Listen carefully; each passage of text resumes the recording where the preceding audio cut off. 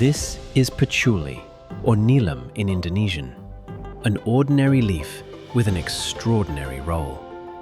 Its name may sound unfamiliar to the general public, but once dried, distilled and processed, patchouli oil becomes one of the most important building blocks of the fragrance industry.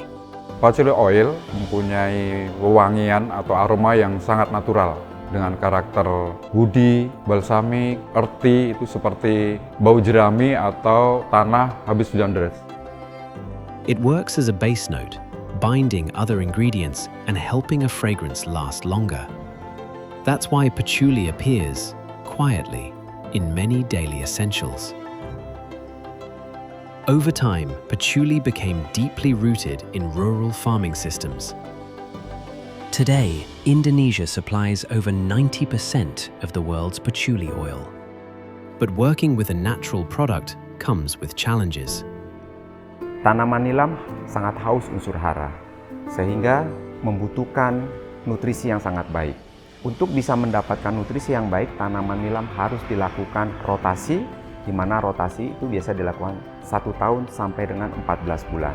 Sebagian besar petani nilam tidak melakukan rotasi, memilih untuk pindah lokasi.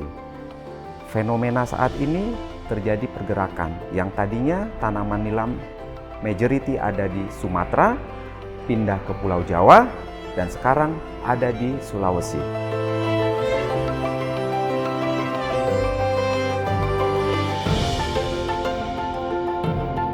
Untuk tanam nilam sebenarnya gampang-gampang susah. Gampangnya di mana? Contoh benih kita ada di sekitar, kita bisa kembangkan. Lah, susahnya saat iklim dan juga pasar yang gak jelas, itu susahnya. Cuaca saat panen, kalau curah hujan, kita nggak bisa jemur karena cara pengolahan saya dengan sistem kering. Dan masalah patokan harga yang kita, para petani itu, harapan besarnya itu patokan harga yang pasti, gitu aja.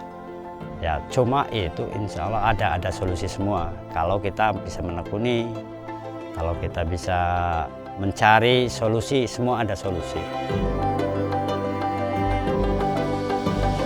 For most farmers, patchouli is not a main source of income. It is planted as a supplementary crop. That raises a critical question. How do we make sure patchouli remains worth growing?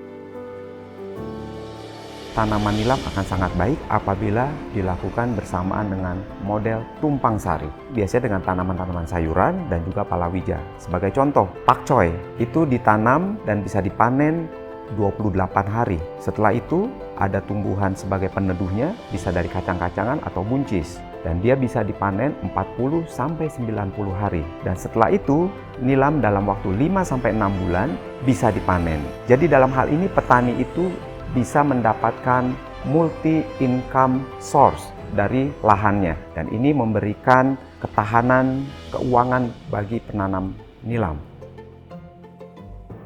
Dengan saya mengikuti program ini sebagai vendor Indeso, saya mendapatkan keuntungan jaminan harga dan barang pasti dibeli. Selain itu, kami mendapatkan ilmu pengetahuan yang lebih dan berkembang. Selain itu juga dengan mengikuti program ini, manfaatnya nggak cuma saya yang merasakan, tapi ada tokoh-tokoh lain yaitu petani-petani dan masyarakat sekitar. This is where the value of patchouli extends beyond oil.